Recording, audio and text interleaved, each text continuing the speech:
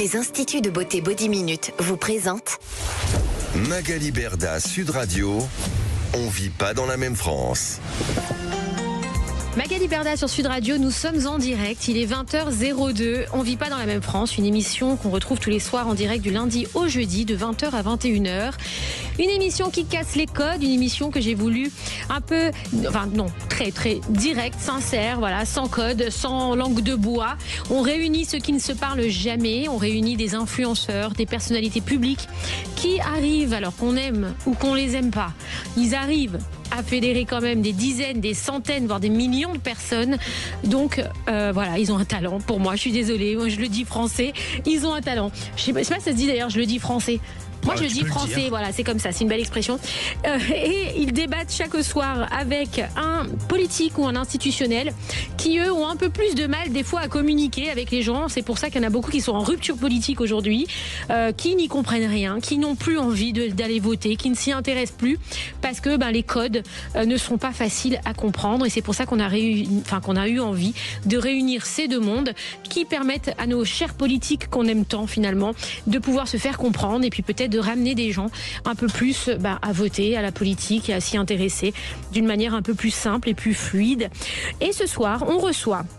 Alors attention, ce soir on reçoit un beau gosse de chez Beau Gosse, Alexandre Siffer. Il est médecin, il est influenceur, il a je ne sais combien de followers. Vous allez voir, on dépasse, alors j'avais jamais vu ça pour un médecin, plus de 100 000 et quelques followers, on y revient tout de suite, qui va débattre avec François Piquemal, qui est député LFI de Haute-Garonne. Et la question du jour, l'école va-t-elle droit dans le mur? Et je suis accompagnée ce soir par mon ami Yannick, qui est vos yeux, vos oreilles. Voilà, il va regarder tout ce que vous dites sur le live.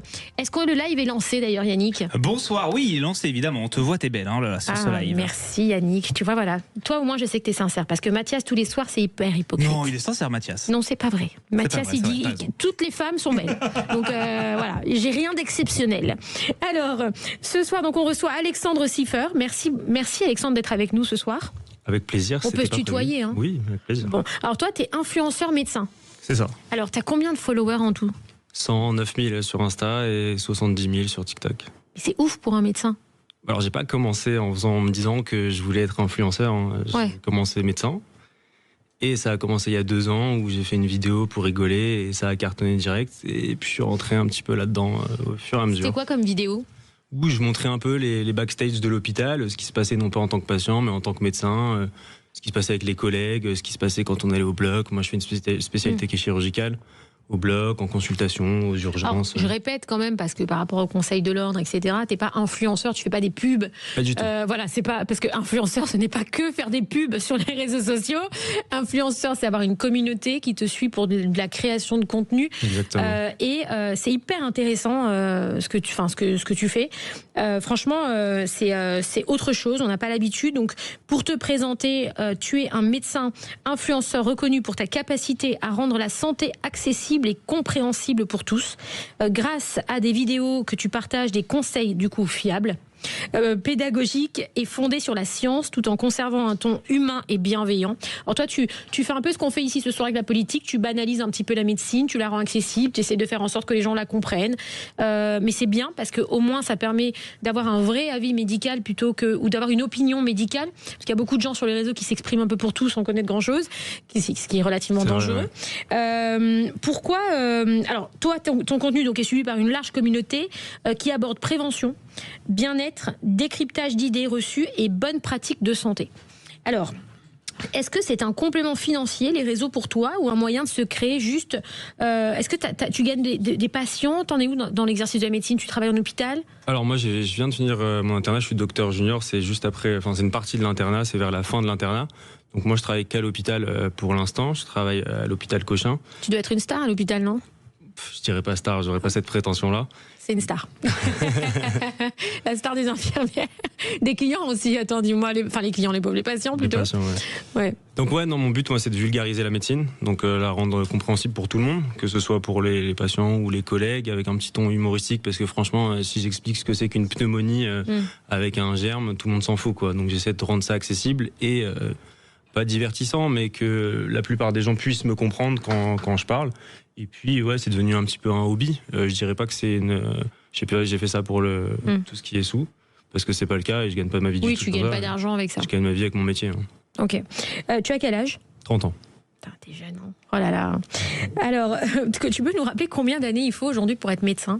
Alors, moi, pour donner un peu mon parcours, il y a la première année de médecine que j'ai fait en 2 ans. Maintenant, c'est plus trop possible de le faire en 2 ans, sauf si on s'oriente vers une filière particulière et puis après on retourne là-dedans. Ensuite, on a la 2e et la 3e année qui sont un peu plus des cours qui sont plutôt globaux, on va dire. Et après, on a l'externat de la 4e. Avant, moi, c'était jusqu'à la 6e année. Maintenant, le concours, il est en fin de 5e année. Et on se spécialise à la 6e année. Donc moi, j'ai choisi l'ophtalmologie. Et après, pour rentrer dans l'internat, on fait 4 ans de spécialité d'internat, 2 ans de docteur junior et 1 an d'assistanat ou 2 ans de clinica. Donc c'est à peu près 11, 12, 13 ans. Waouh, 11, 12, 13 ans à l'école. C'est chaud quand même. Hein.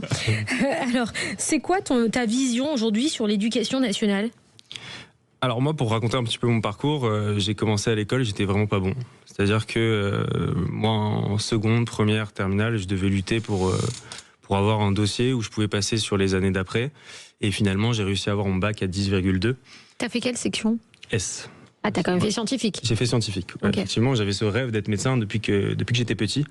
Et ce bac à 10,2. Donc moi, avant, il y avait encore la possibilité, avec un dossier qui était vraiment pas bon, de rentrer en première année de médecine, où c'était classé avec les mentions très bien, les mentions assez bien, et proportionnellement. En sachant qu'évidemment, quelqu'un qui avait une mention très bien avait des statistiques qui étaient largement supérieures à quelqu'un qui avait une mention comme moi, avec aucune mention. Et pour autant, j'ai quand même réussi.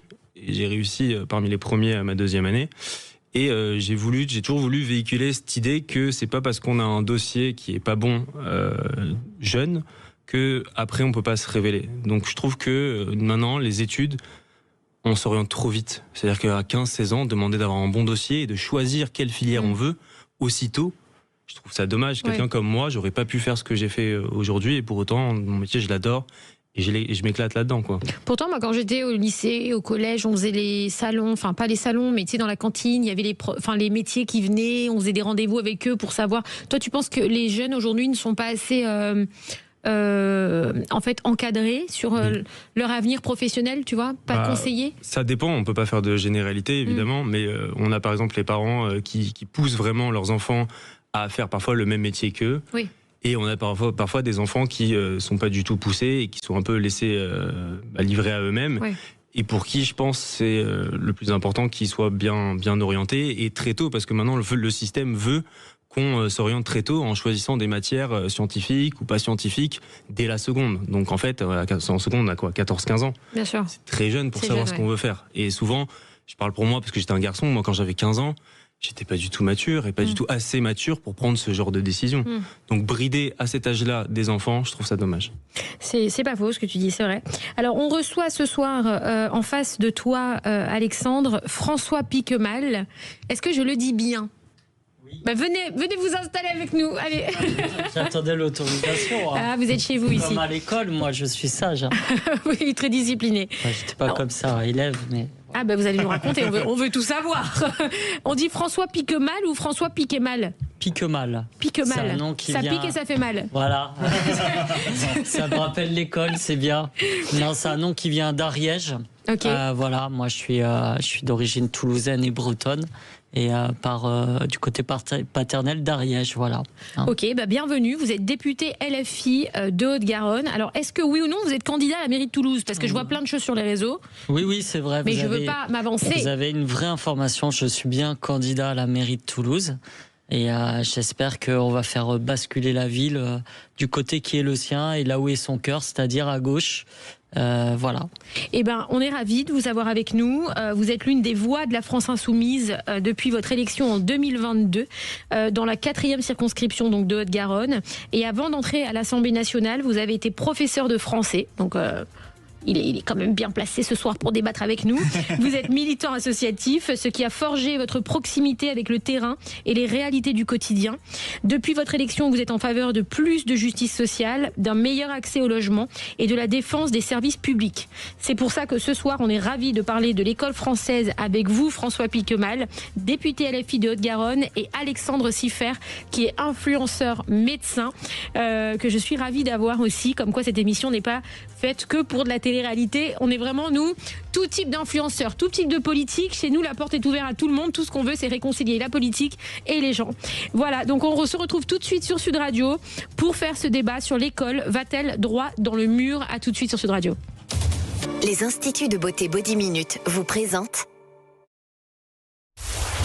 Magali Berda, Sud Radio. On vit pas dans la même France. Magali Berda sur Sud Radio, il est 20h14. Nous sommes en direct du lundi au jeudi et ce soir on est mardi. Voilà, je suis super intelligente aujourd'hui. C'est génial. On vit pas dans la même France. Ce soir on reçoit Alexandre Siffer qui est médecin, qui sort des études là. Vous venez tout frais de l'école. Voilà. Ouais, d'hôpital plutôt. Oui, moi aussi, voilà. Parce qu'il est étudiant. Enfin, non, vous avez eu, ça y est, là, le doctorat il est passé. Je suis taisé, oui. Mais je suis encore étudiant. On adore. Il est taisé, il est encore étudiant. Alors voilà, il est influenceur médecin, ce qui est extrêmement rare aujourd'hui. Et je précise, aucune publicité bien évidemment, c'est que de la création de contenu sur son métier pour rendre la médecine accessible à tous, plus drôle, plus sympathique. Essayer voilà, de dédiaboliser un petit peu tout ça pour que les gens aussi s'y intéressent, un peu ce qu'on fait dans cette émission avec la politique. Et il va débattre ce soir en face de François Piquemal, qui est député LFI de Haute-Garonne et candidat à la mairie de Toulouse. L'école va-t-elle droit dans le mur? Alors, on parlait juste avant cette pause à François Piquemal. Comment on passe, parce que vous étiez prof de français et d'histoire géo, vous êtes passé député. Aujourd'hui, de député, vous voulez retourner à la mairie pour être maire. On reçoit que des candidats à la mairie en ce moment, c'est marrant. Et hier, on a reçu un candidat pour la mairie de Marseille. D'accord. Mais je crois que vous n'êtes pas très copains. C'est les 15 et 22 mars prochains. D'ailleurs, je le dis à tout le monde. Oui. On a jusqu'au 6 février pour s'inscrire ou vérifier sa situation sur les listes électorales. Alors, où est-ce qu'on, pour parler, parce que nos auditeurs à nous, c'est vrai qu'à la base, c'est des gens qui sont un petit peu déconnectés de la politique. Comment ils doivent s'inscrire sur les listes électorales pour voter pour leur maire? Il y a deux solutions, en tout cas pour ce qui concerne Toulouse, mais je pense que ça se décline ailleurs. Vous avez votre mairie de quartier où vous pouvez vous rendre pour vous inscrire avec une pièce d'identité, un justificatif de domicile. Et puis vous avez via Internet, vous pouvez vérifier votre situation électorale sur MyConnect, France MyConnect, etc. pour vous inscrire d'ici le 6 février. MyConnect, c'est le site des impôts, les gars. Mais c'est vrai, oui, je sais, mais ils centralisent tout désormais. Hein, oui, c'est comme ça. On peut le regretter d'ailleurs, mais c'est ainsi. Et je le dis parce que y a beaucoup de gens, moi ça m'arrive à chaque fois, qui me disent 2 semaines avant l'élection, mais c'est où pour voter, comment je m'inscris, je suis mal inscrit, et c'est trop tard. Ou qui arrivent carrément devant le bureau de vote et ils se rendent compte qu'ils sont mal inscrits, pas inscrits. Et beaucoup de jeunes aussi dans les grandes villes qui votent chez leurs parents dans des petites communes où ils n'habitent plus, et du coup ils vont pas aller se déplacer dans la petite commune et ils ne votent pas là où ils vivent et où pourtant se prennent les décisions de leur quotidien. C'est jusqu'au 6 février pour vous inscrire, pour pouvoir voter pour votre maire. Très important les amis, parce que les maires des villes, et moi je l'ai appris avec cette émission, c'est vraiment la colonne vertébrale d'une ville. Donc allez voter et inscrivez-vous sur les listes dans votre petite mairie avant le 6 février. Oui Yannick. Et si je peux me permettre, ça prend vraiment maximum 3 minutes sur Internet. Je l'ai fait la semaine dernière parce que je n'étais pas inscrit dans mon arrondissement. Ça prend 3 minutes vraiment maximum. Ok. Donc pas d'excuses. Et alors, je répète aussi, le France Connect, c'est les impôts, la Sécu, enfin c'est le compte où tout le monde, la CAF, etc. Voilà, vous pouvez y aller dessus. Et donc on vérifie qu'on est bien inscrit. Et si on n'est pas inscrit, on va à la mairie. On peut aller à la mairie de quartier aussi. Ok. Alors, comment aujourd'hui vous êtes passé de prof à politique ? Et ça, c'était quelque chose que j'avais pas prévu du tout. Quand j'étais jeune, justement, on parlait de l'orientation. Moi, jamais je me suis dit, je vais faire de la politique. C'était quelque chose de très lointain pour moi, pas fait pour moi. Justement, on parlait des représentations. Il y a aussi des choses, quand on est jeune, on n'arrive pas à se représenter, qu'on peut le faire. Tout simplement, moi, j'étais pas un très bon élève, pour tout vous dire et tout vous avouer.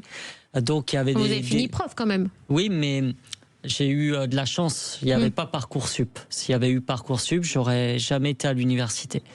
Et donc j'ai eu, comme vous l'expliquiez vous dans votre parcours de médecin, j'étais pas très bien noté quand j'étais élève. Je suis arrivé à l'université, puis j'ai eu un déclic progressif aussi parce qu'on grandit, on mûrit. On devient plus autonome et on se dit ah tiens, ça c'est ma voie, ça m'intéresse. On commence à s'investir, on se cherche. On est jeune, c'est normal. Donc moi, c'était pas du tout prévu que je fasse de la politique. Pour tout vous avouer, quand j'étais enfant, je voulais devenir footballeur professionnel. Ah oui, rien à voir. Je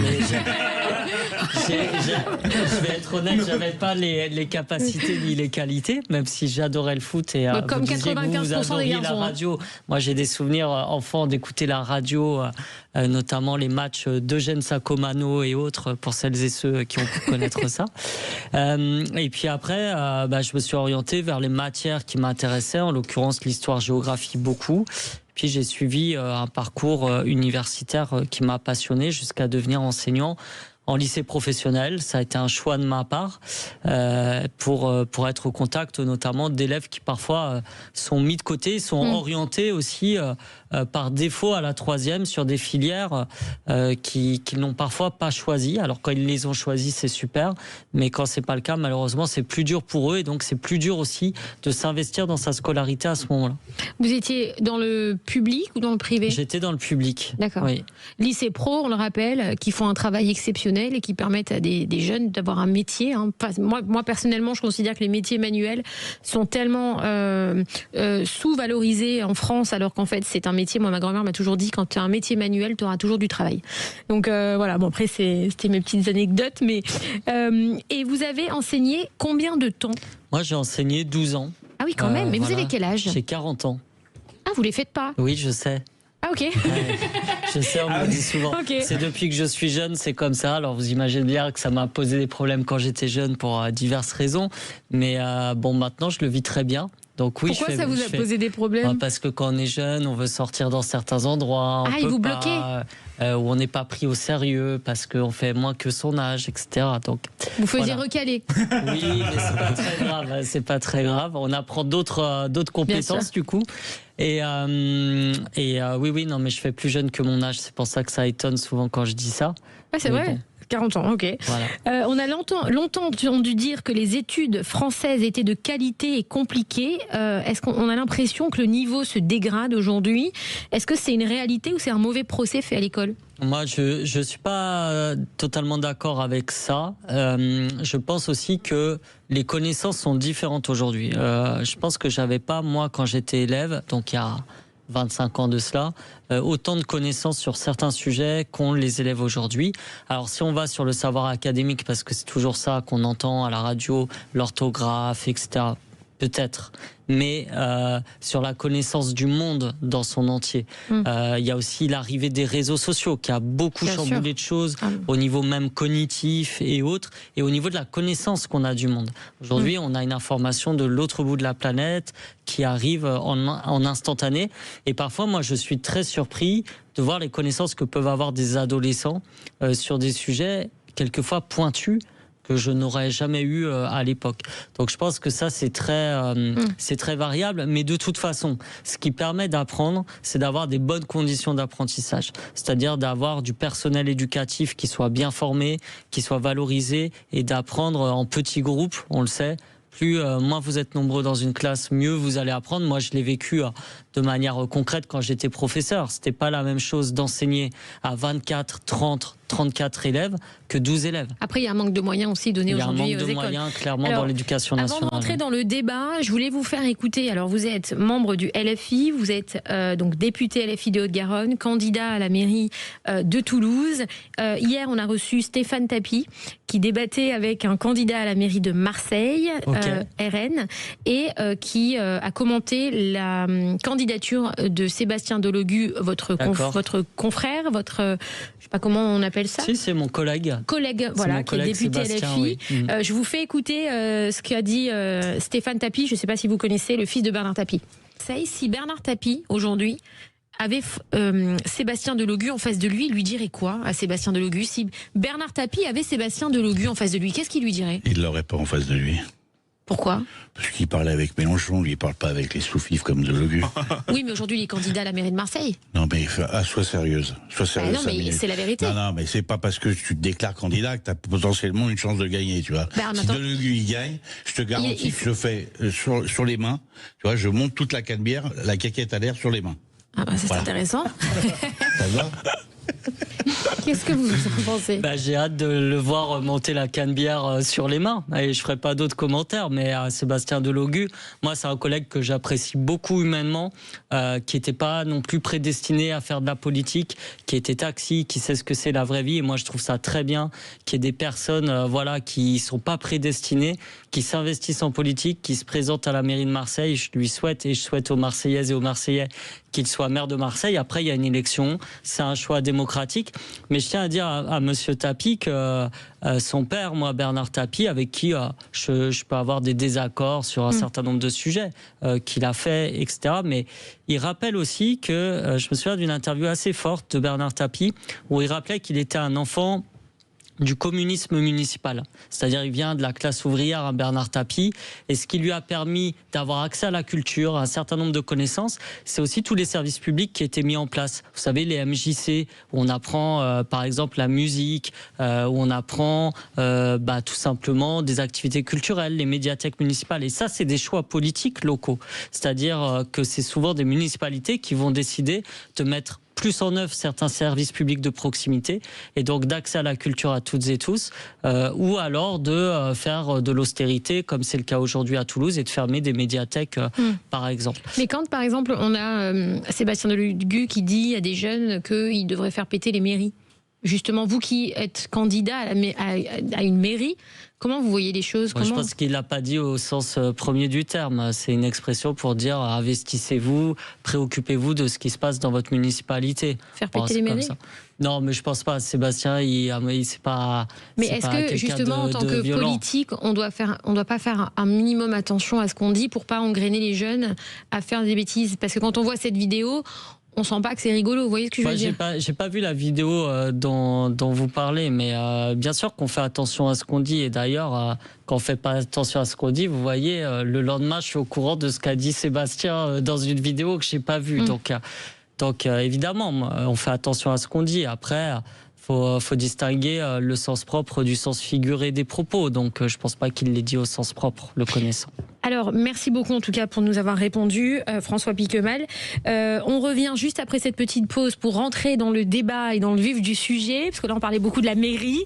Et on retrouve donc Alexandre Siffer, médecin influenceur, qui va débattre avec François Piquemal, député LFI de Haute-Garonne et candidat à la mairie de Toulouse. L'école va-t-elle droit dans le mur ? La réponse tout de suite sur Sud Radio. Magali Berda, Sud Radio, 20h, 21h, on vit pas dans la même France.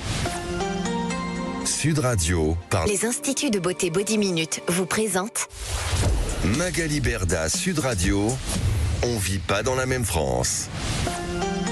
Magali Berda sur Sud Radio, il est 20h29, nous sommes en direct, on vit pas dans la même France et ce soir on retrouve Alexandre Siffer, un influenceur médecin qui compte plus d'une centaine de milliers de followers avec du contenu hyper intéressant, du contenu médical qui vulgarise la médecine, qui la rend plus accessible et franchement vraiment je vous conseille de vous abonner à son compte parce qu'on y voit des vidéos qu'on n'a pas l'habitude de voir sur les réseaux, du vrai, moi je le dis parce qu'il y a beaucoup de gens qui donnent beaucoup de conseils sur les réseaux mais qui savent pas trop de quoi ils parlent.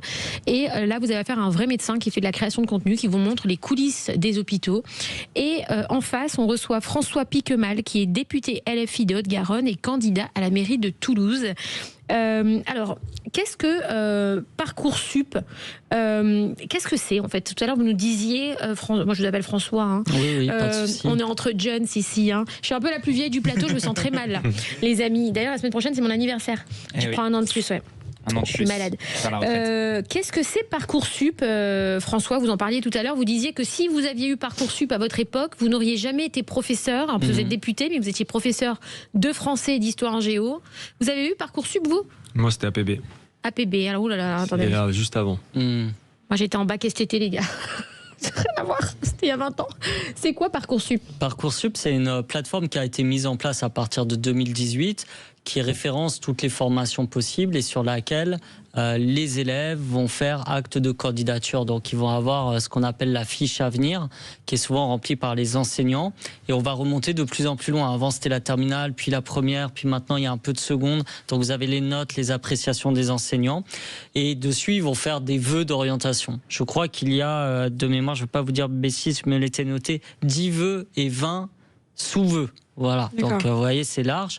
Mais je pense qu'une des vidéos qui a été assez virale, qui résume bien Parcoursup, vous savez, c'est cette jeune Toulousaine, d'ailleurs, elle s'appelle Morgane, je la salue si elle nous écoute, qui en fait avait mis dans sa lettre de motivation une recette de brownie. Je ne sais pas si vous vous souvenez de ça. Non. Elle avait candidaté pour une orientation en psychologie.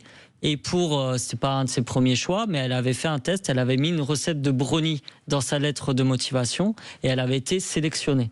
Donc ce qui avait montré la problématique, c'est-à-dire qu'en fait, il y a un algorithme de Parcoursup qui est assez obscur, on ne connaît pas toutes les données, mais qui dit c'est équitable entre tout le monde. Mais après, chaque formation, chaque université, chaque école va avoir son propre algorithme qui va déterminer les choses.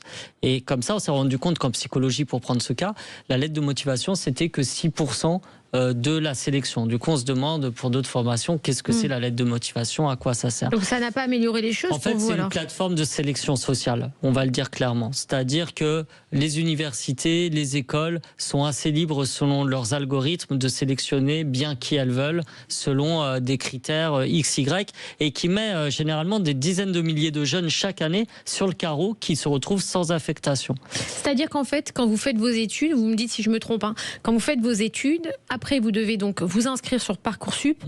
Pour vous inscrire dans les écoles supérieures, les facs aussi du coup ? Oui, c'est ça. Et si l'algorithme juge que vous n'êtes pas assez bon ou pas fait pour aller en fac de droit, eh bien vous êtes rejeté de la fac de droit. Par exemple. Donc en fait c'est un algorithme aujourd'hui qui choisit les étudiants d'une école ? C'est ça. C'est ça que vous êtes en train de me dire ? C'est ça. C'est ouf. C'est ça. Alors on va vous dire c'est sur des critères, vos notations, vos commentaires, mais c'est pas le seul algorithme Parcoursup qui choisit, c'est aussi l'algorithme que vont mettre en place les écoles pour traiter l'algorithme de Parcoursup. Donc vous voyez, c'est un système, vraiment c'est une usine à gaz en fait qu'on a créée et qui est hyper sélective et qui met de côté beaucoup de jeunes. Oui Yannick. Il y a Manon sur Instagram qui demande, est-ce que Parcoursup favorise les meilleurs dossiers ou les milieux favorisés ? Alors, il y a eu des études là-dessus de chercheuses qui ont montré que ça favorisait les milieux favorisés. Notamment parce qu'on peut voir aussi votre adresse géographique, par exemple. Donc, ça dépend en fait de l'algorithme que va mettre en place l'école ou l'université dans laquelle vous candidatez et qui peut privilégier, par exemple, un secteur dont vous venez, une école un lycée d'où vous venez, etc. Donc, il y a des recherches là-dessus et la problématique, c'est qu'on est un des seuls pays d'Europe où il y a si peu de transparence sur les critères qui permettent de sélectionner les futurs étudiants. Nous, c'est simple, nous, on a déposé une proposition de loi. La dernière en date, c'est ma collègue Marie Mesmer, de suppression de Parcoursup. Nous, on est pour la suppression de Parcoursup. Vous êtes pour le retour au concours ? Nous, on est pour le retour. Quand il y a des écoles à concours, il y a les concours, c'est normal. Et puis, on est surtout pour donner davantage de moyens à l'université pour accueillir en fait les nouvelles et nouveaux étudiants. Avant de prendre Nathalie qui est avec nous, qui va intervenir, qui est notre auditrice de ce soir, qu'est-ce que vous en pensez, vous Alexandre, Parcoursup ? Est-ce que c'est à supprimer ou est-ce que c'est bien ? Je pense pas qu'il faille supprimer carrément, mais il faudrait peut-être modifier un petit peu. Mais c'est vrai il faut différencier quelqu'un qui est dans un des meilleurs lycées à Paris, comparé à quelqu'un qui est dans un lycée un peu moins bon, qui va avoir des notes qui vont être plus élevées. Ça doit être jaugé en fonction de la difficulté du lycée, et ça, c'est à prendre en compte dans l'algorithme. Malheureusement, on ne connaît pas exactement ce qui se passe dans l'algorithme. Mais donc vous rejoignez un petit peu François sur ce qu'il nous explique. Moi, je suis pas pour totalement supprimer, mais c'est vrai qu'il faudrait savoir vraiment ce qui se passe dans l'algorithme pour l'adapter, évidemment. Bien sûr. Alors, on reçoit Nathalie qui est avec nous, qui est enseignante dans un lycée. Bonsoir Nathalie. Bonsoir. Est-ce que vous allez bien ? Merci d'être avec nous déjà. Oui, je vais très bien. Qu'est-ce que vous pensez un petit peu de tout ça ? Qu'est-ce que vous pensez de l'école ? Est-ce que l'école va dans un mur ? Qu'est-ce que vous pensez de Parcoursup ? Alors, c'est deux questions. Ce que je pense de Parcoursup, je pense qu'il y a discrimination, c'est un fait.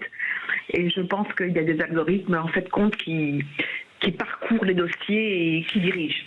Ok, donc vous rejoignez Alexandre et François Piquemal. Oui.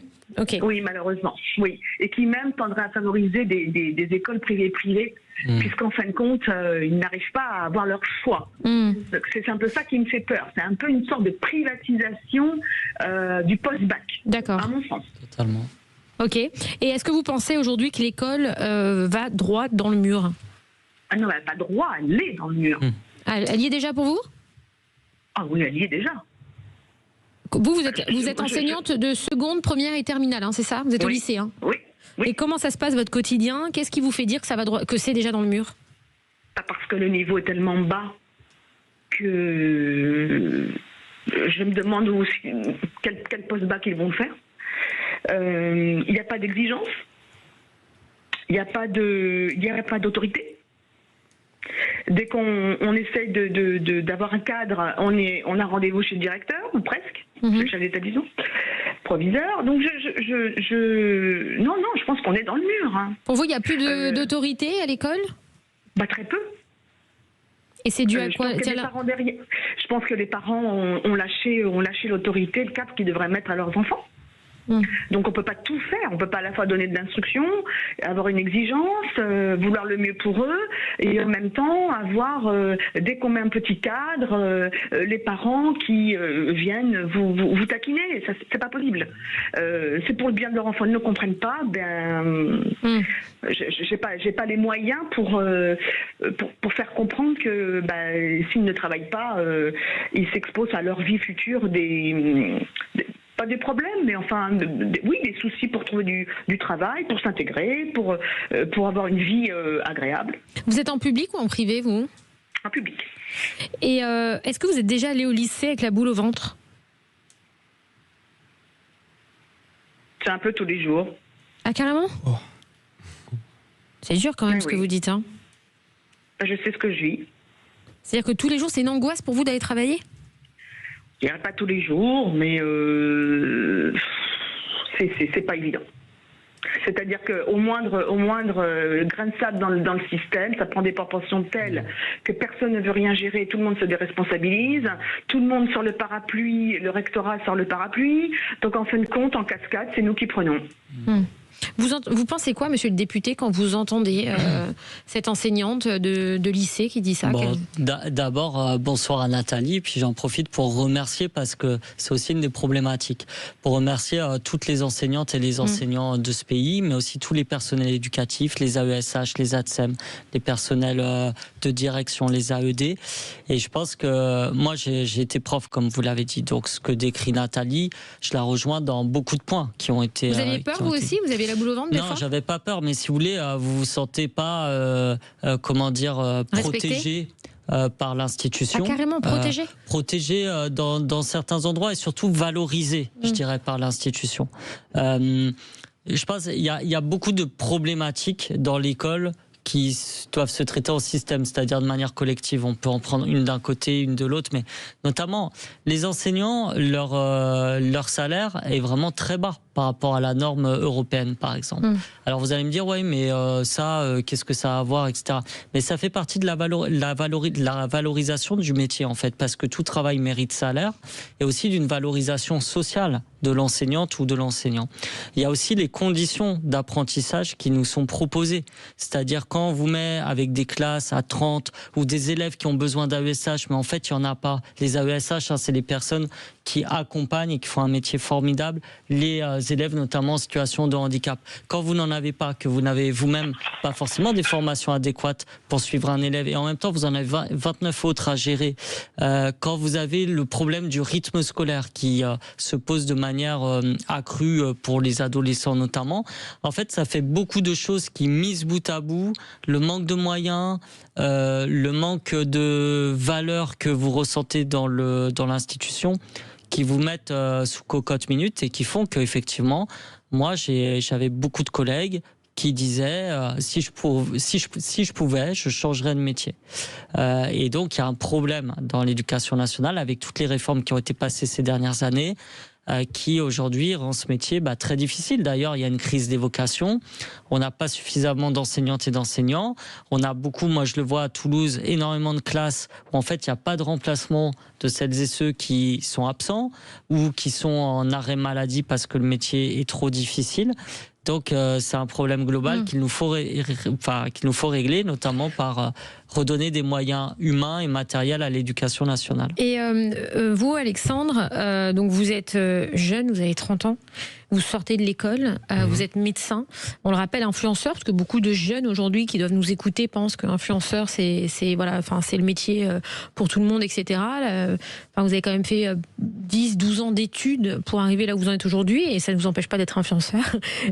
Mais qu'est-ce que vous pensez ? Est-ce que vous pensez que vous êtes trop à la cool à l'école ? Est-ce que vous ressentez, en tant qu'élève, le souvenir que vous avez de tout ça, c'est justement d'être dans cette liberté, de nos stress, nos disciplines. Est-ce que vous comprenez cette enseignante, Nathalie ? Comprendre, je suis pas à sa place, donc je suis personne pour la comprendre, mais ça m'attriste franchement que un métier pareil soit avoir un stress tous les jours, alors que c'est un des plus beaux métiers finalement de former pour l'avenir des futurs élèves, et de finir dans ces situations-là, c'est qu'il y a un manque de soutien qui est réel, et qu'il y a certains élèves qui parfois favorisent ce sentiment d'insécurité. Et c'est vrai que je pense qu'il y a certains moments où il faudrait être plus strict et pas laisser des élèves pouvoir déstabiliser des professeurs. Ça devrait être le b.a.-ba. Vous, quand vous étiez à l'école, vous aviez une certaine... moi, je me souviens quand j'étais à l'école, mes profs, moi, j'avais l'angoisse, j'avais peur quand ils criaient. Quand ils criaient, je m'entends, mais je les écoutais comme si c'était ma grand-mère qui me parlait. Moi, j'étais pas ma grand-mère, donc c'était une autorité. J'avais ce sens de l'autorité avec les profs. Est-ce qu'aujourd'hui, on a encore ce sens de l'autorité ou pas, pour vous, Alexandre ? Ce sens de l'autorité, je pense que ça dépend beaucoup du professeur et du caractère maintenant, malheureusement, où il y a certains professeurs qui, malheureusement, vont avoir tendance à être plus timides et potentiellement laisser plus de place à un élève turbulent pour... moi, je me souviens de certains professeurs où j'avais des élèves qui, à côté de moi, faisaient des choses où je me disais mais c'est pas possible de faire quelque chose de pareil, et d'autres professeurs qui avaient la voix haute et qui... Donc vous, ça dépend du prof ? Pour moi, je pense que oui, ça dépend. Nathalie, vous pensez quoi de ça ? Absolument. Ah, vous aussi, ça dépend du prof. Ah oui, tout à fait, et de la génération. Et si vous durcissez avec un élève pour justement le remettre à sa place, etc., si vous n'êtes pas soutenu par l'environnement scolaire et que les parents vous rentrent dedans, entre guillemets, pardon, mais c'est ce que vous nous disiez tout à l'heure. Oui. Du coup, vous avez beau être un professeur strict, mais ça ne changera rien. C'est ça. Ok. Oui, c'est complètement ça. Et puis vous savez, je pense qu'effectivement, c'est un problème de personnes. Certains ont une autorité naturelle, d'autres pas. Oui. Après, on a eu beaucoup de réformes. Il y a des inspecteurs qui nous disaient « Ah oui, mais il faut une grande bientraitance, il faut qu'ils vous tutoient. » Pratiquement, c'était ça. Et il faut vous les tutoyer absolument. Bon, quand on les vous voyait, ça passait pas. En 3 ans, on n'oublie pas, on a eu 7 ministres. On est épuisés. Oui. Ça change. De réforme, de contre-réforme, de circulaire, de contre-circulaire. En fait, pour vous, l'instabilité aujourd'hui politique française reflète quelque chose de négatif qui se ressent aujourd'hui dans votre travail, c'est ça que vous voulez dire ? Oui, il y a un impact psychologique, on souffre. Merci Nathalie pour votre intervention, je vous remercie, je vous souhaite plein de courage, plein de belles choses. En tout cas, nous on vous aime les profs. Yannick, tu voulais intervenir ? Oui, il y a Yves sur Instagram qui interpelle monsieur le député. Comment restaurer l'autorité quand un élève peut filmer un prof et se moquer de lui en ligne ? Moi, je pense que la question de l'autorité, souvent, est prise comme quelque chose qui serait profond dans la société. Souvent, c'est là où on veut nous amener. En fait, moi, je vais vous parler de mon expérience en tant que prof. Alors, est-ce que vous pouvez nous en parler juste après cette petite pause ? Bien sûr, on l'attend. On veut votre expérience, justement. Je vais vous en parler. Restez avec nous pour entendre François Piquemal, député LFI de Haute-Garonne, candidat à la mairie de Toulouse, qui va nous expliquer son expérience personnelle sur l'autorité scolaire. À tout de suite. Magali Berda, Sud Radio, 20h, 21h, on vit pas dans la même France. Sud Radio, parlons. L'Institut de beauté Body Minute vous présente Magali Berda, Sud Radio, on vit pas dans la même France. Magali Berda sur Sud Radio, il est 20h47, nous sommes en direct, on ne vit pas dans la même France. Ce soir, un débat sur l'école. Alors, notre école, l'école, va-t-elle droit dans le mur? Et ce soir, pour débattre de ce sujet, on reçoit Alexandre Siffer, qui est médecin influenceur, tout droit sorti de l'école de médecine, et qui débat avec François. Alors, on n'est pas sur un débat, on est sur des discussions un peu constructives ce soir. Non, je tiens à le dire, parce que des fois, il y a des soirs qui sont vraiment dans le débat, d'autres où nos invités se raccordent et on essaie de comprendre... oui, se complète. Merci, Winnie. Et avec François Piquemal, député LFI de Haute-Garonne et candidat à la mairie de Toulouse. Alors, François, vous étiez, avant d'être député, prof d'histoire, géo et de français. Vous avez 40 ans. Oui. Vous êtes un jeune député et peut-être pour vous un futur jeune maire. Vous nous disiez tout à l'heure que vous aviez eu une expérience donc en tant que prof par rapport à l'autorité, par rapport à tout ça. Oui, parce que souvent dans le débat public, on a l'impression que l'autorité c'est quelque chose qui va tomber du ciel parce qu'on a claqué des doigts, ça va arriver. Moi, en tant que jeune prof, c'est comme tout métier en fait. Quand vous êtes jeune dans un métier, vous apprenez. Donc c'est là où vous allez vous confronter à des difficultés, faire des erreurs, apprendre à gérer une classe, c'est pas quelque chose qui est anodin. En fait, il y a des formations pour ça. Donc, et en fait, si on veut qu'il y ait de l'autorité qui revienne, déjà, il faut assurer une bonne formation aux enseignants. Maintenant, vous pouvez avoir des enseignants contractuels qui n'ont jamais eu de formation préalable avant de se retrouver devant un groupe classe. Forcément, vous n'allez pas avoir les codes, les techniques.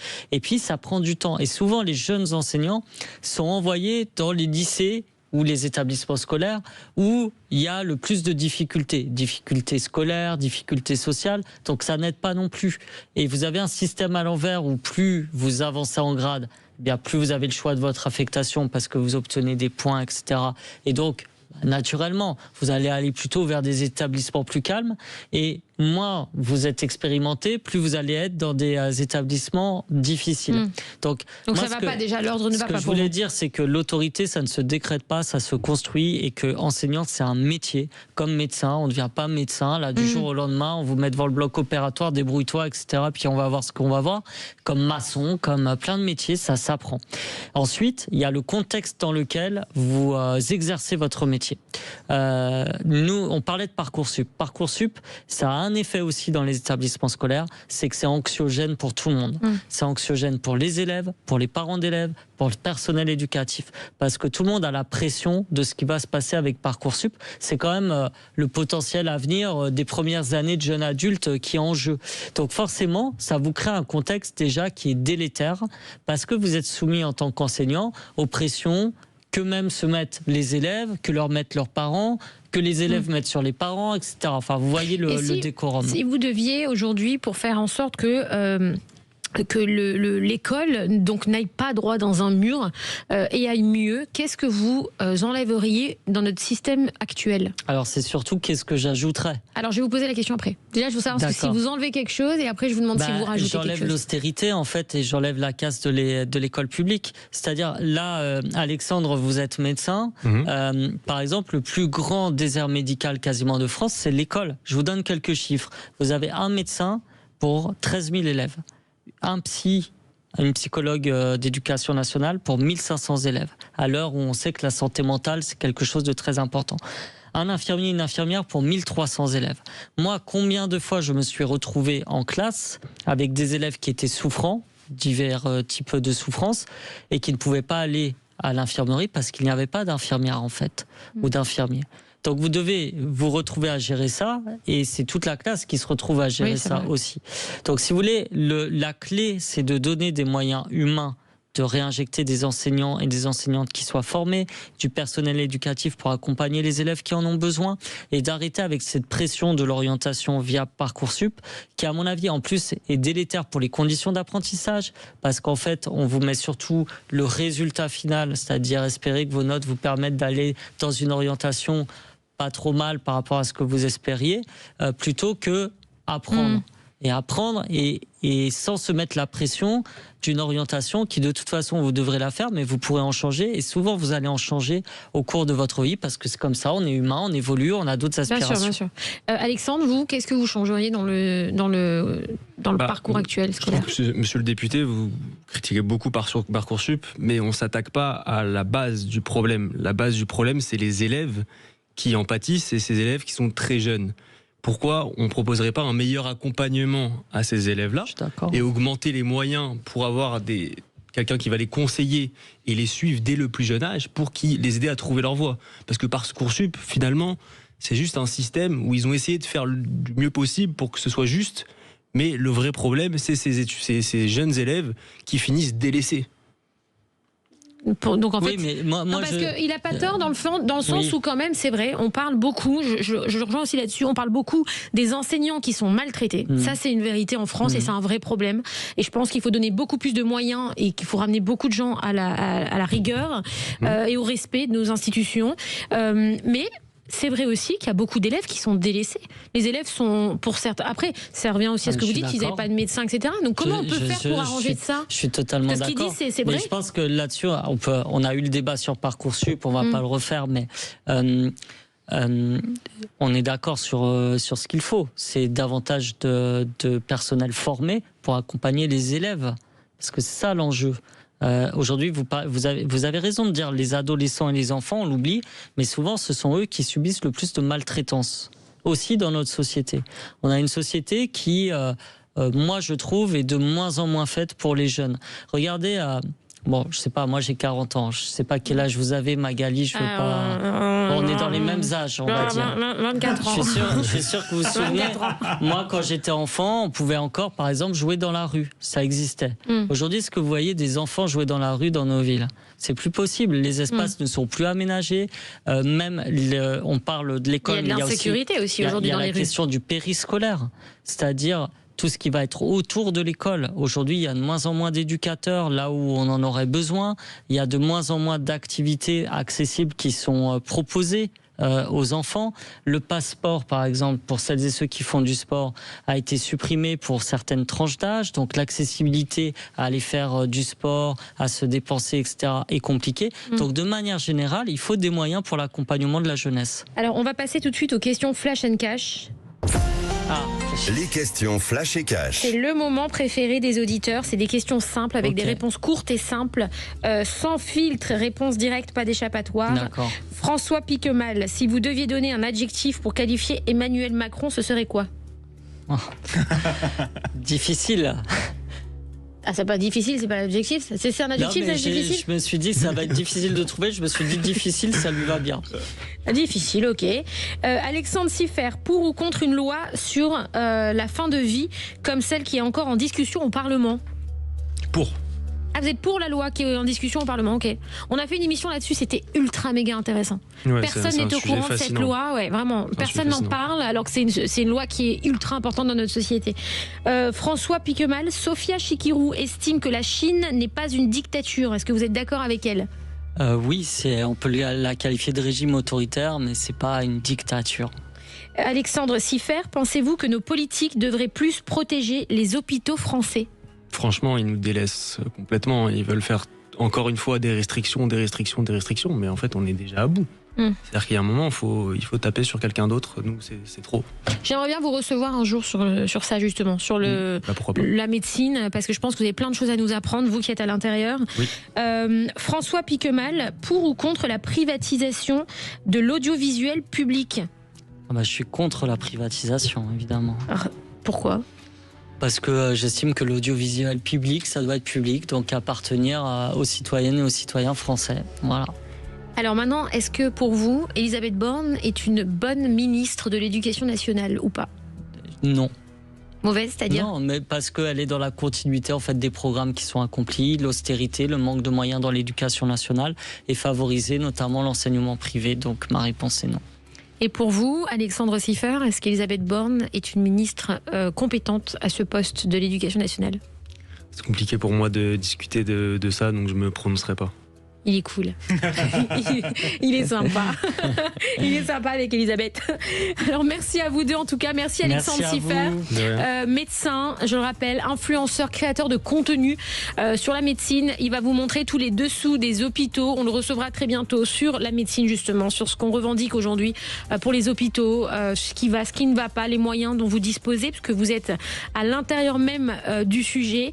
Et merci François Piquemal, député LFI de Haute-Garonne, candidat à la mairie de Toulouse. Oui. On attend Sébastien Delogu ici sur ce plateau, vous pourrez lui passer le message. Écoutez, en tout cas, Stéphane Tapie a intérêt à s'entraîner au poirier parce que je pense que Sébastien Delogu va l'envoyer sur la Canebière. Je répéterai pas les mots de Stéphane Tapie, mais vous avez compris. Demain, c'est la journée spéciale. Nous vous donnons rendez-vous au Salon des maires où Sud Radio. Parfait. Oui, en tant que futur maire, je me dois d'y être. Évidemment. Sud Radio est partenaire officiel de ce salon. Okay. Donc dès 8h15, Jean-François Aquili recevra son invité politique, le maire de Cannes, David Lisnard, qu'on attend aussi ici sur ce plateau, en direct du stand de la Confédération des buralistes. Et nous, on se retrouve demain à 20h sur Sud Radio. Tout de suite, vous retrouverez les clés d'une vie avec Jacques Pessis et son invité, le comédien, dramaturge et metteur en scène Alain Sache. À demain sur Sud Radio. Très belle soirée. Magali Berda, Sud Radio, 20h, 21h. On vit pas dans la même France. Avec Body Minute. Sud Radio. Sud Radio. Parlons vrai. Parlons vrai. Sud Radio. Parlons